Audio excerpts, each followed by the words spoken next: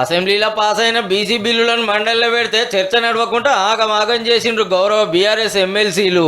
మాకు బీసీలకు 42% రిజర్వేషన్లు ఇచ్చుడు ముఖ్యం కాదు, మా కేసీఆర్ సార్ మీద సిబిఐ ఎంక్వైరీ ఎట్లేస్తారన్నట్టే లొల్లి చేసిండ్రు. వీళ్ళు మాట్లాడలే, ఇంకోలను మాట్లాడనీయలే.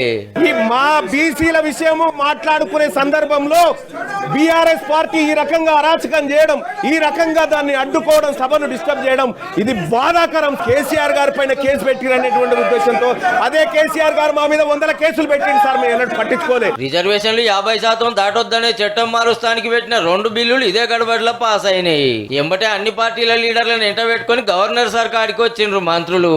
బీఆర్ఎస్ కమ్యూనిస్ట్ లీడర్లు వచ్చిండ్రు కానీ బీజేపీ వాళ్ళు అయితే రాలే. బీసీలకు ఫాయిదా జరిగే బిల్లులను పెండింగ్ లో పెట్టొద్దు, జప్పున సంతకం పెట్టాలని కోరిండ్రు.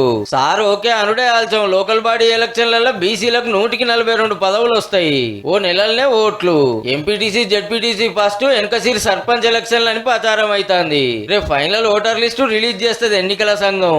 ఏ ఊర్లో ఏ పదవి ఏ సామాజిక వర్గానికి అనేది దేలంగానే షెడ్యూల్ ఇస్తూనే ఉంటారు. ఎప్పటికెళ్ళి నామినేషన్లు తీసుకునేది.